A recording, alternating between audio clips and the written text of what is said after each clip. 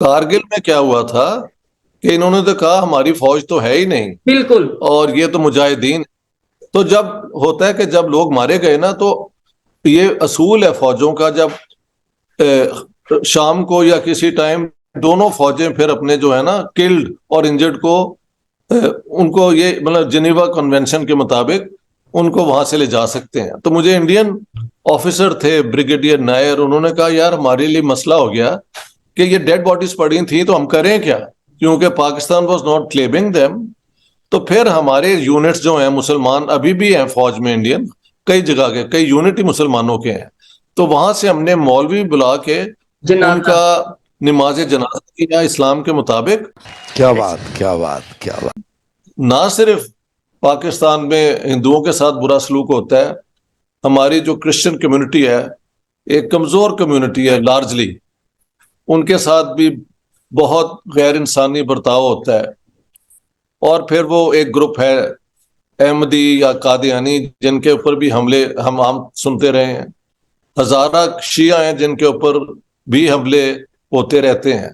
तो पाकिस्तान का रिकॉर्ड जहां तक माइनॉरिटीज का ताल्लुक है इंतहाई शर्मनाक, एंड ये बातें बताई नहीं जाती। It should be condemned without any reservations. हकीकत में हमने हिंदुओं और सिखों का ख्याल बिल्कुल नहीं रखा, वरना 21% आबादी वेस्ट पाकिस्तान की जो आज का पाकिस्तान है वो हिंदू सिख होती। पूरे अगर मैं वज़ीर आज़म की बात करूं, जितना भी भारत के दौरे हुकूमत में रहे हैं, नरेंद्र मोदी जो अभी मौजूदा वज़ीर आज़म हैं, इनके दौरे हुकूमत में रिकॉर्ड ब्रेक मतलब जो है वो डेवलपमेंट हुई है। आपको क्या लगता है कि अगर मैं पाकिस्तान में किसी बंदे से नरेंद्र मोदी की बात करूं तो वो बड़ा हेट दिखाता है, बड़ा अग्रेसिवनेस शो करता है, लेकिन अगर मैं उनसे पूछूं कि शहबाज शरीफ बेहतर है, नरेंद्र मोदी बेहतर है, तो साथ ही वो कह देता है नहीं नहीं नहीं नहीं, वो उनका मोदी बेहतर है, हमारा शहबाज शरीफ बेहतर नहीं है। तो आपको नहीं लगता डुअल पॉलिसी पाकिस्तान में भी है? हम सक्सेस मानते भी हैं और हम इकरार भी नहीं करते कि वो तरक्की कर रहे हैं और नरेंद्र मोदी का हाथ है उसके पीछे। जी सर, बिल्कुल मतलब यही है कि अगर आप किसी का मुकाबला नहीं कर सकते तो उसकी बुराई करना शुरू कर दें, ठीक है। अगर आप इंडियन पॉलिटिशियन की बात करते हैं तो एज एन इंडियन वो अपने देश जो है ना मुल्क के साथ वो काफ़ी हद तक जो है ना मुखलस हैं, ठीक है।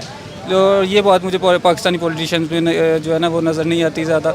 मैं समझता हूँ इसकी ये जो है ना बहुत बड़ी रीज़न है। आपसे भी मैं पूछ लेता हूँ, शहबाज शरीफ ज़्यादा बेहतर है, नरेंद्र मोदी ज़्यादा बेहतर है? आपका इस पर क्या पॉइंट ऑफ व्यू है? जी सर, जिस तरह से मैं शहबाज शरीफ अभी देखें 2013 में नून लीग की गवर्नमेंट आई थी यहाँ से, अभी 2023 चल रहा है। नरेंद्र मोदी की गवर्नमेंट भी इंडिया में 2013 में आई थी, ठीक है। तो मैं तो डेफिनेटली यही कहूँगा कि नरेंद्र मोदी मतलब 100 टाइम नहीं 1000 टाइम बेटर दैन शहबाज शरीफ। तेरा बाप आया।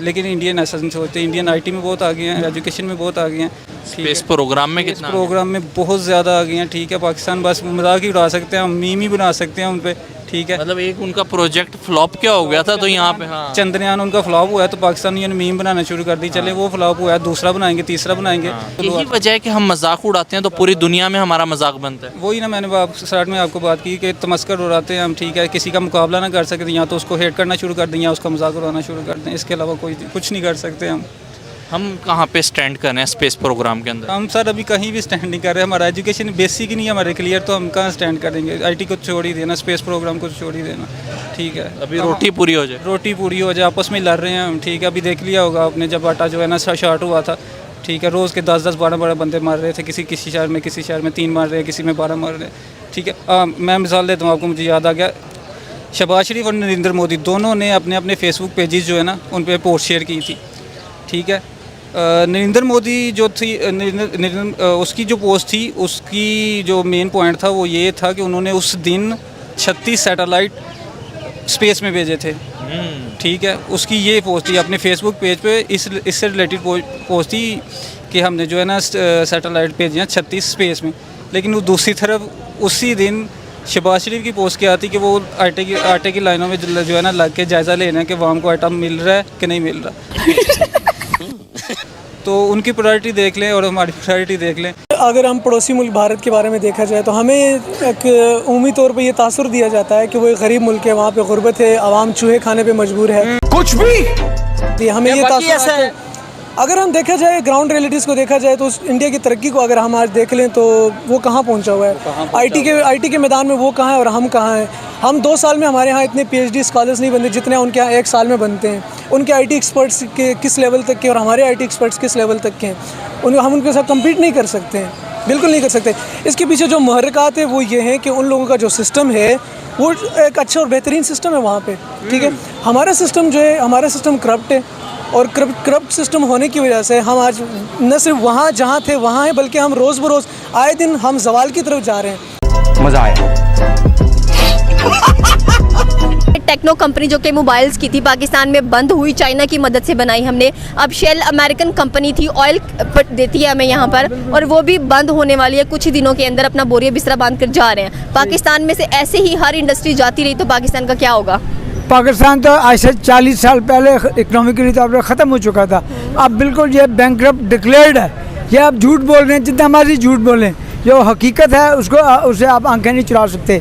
वो तो आज से पल्ले कुछ भी नहीं है। वो तो हर रोज़ एक झूठ बोलते हैं मीडिया पे आके। कब तक या ये कौम झूठ को बहुत पसंद करती है या ये झूठ बोलना बहुत पसंद करते हैं।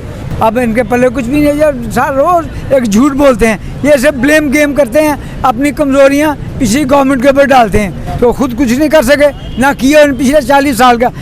आपने ना मुल्क को माफ़ किया बदबख्तों, ना इस कौम को माफ़ किया। फिर एक तरफ कौम का नारा लगाते हैं। वो जो आपका सिपा सलार बैठा वो भी कहता है कौम कौम। कौन सी कौम? कौम होती तुम्हारे गिरेबानों पे हाथ पहुंचा होता, तुम्हें पता चलता ये कौमें हैं। जो दुनिया में इनकलाब है कौम होने लाए, ये तो मुर्दा हैं। मैं तो कहता हूँ ये पार्लियामेंट में बैठे हैं, they are all vultures, they are not human beings. ये मुर्दा लोग हैं। अब पाकिस्तान आधा तो पहले टूट गया, अब इसका भी खतरा है। कब तक ये झूठ बोलेंगे? 71 में वो भी पाकिस्तान टूटा, अब कारगिल पे आ गया। अब पूछें, मैं आपके मीडिया के थ्रू बात पूछना, जो फौजी वहाँ इन्होंने एक यूनिट 500 आदमी की शहीद की, उनके वर्षा ने क्या, उनकी तो रूहें भटकी हुई हैं। कारगिल पे जूतियाँ खाई, सियाचिन पे जूतियाँ खाई। भैया जी आप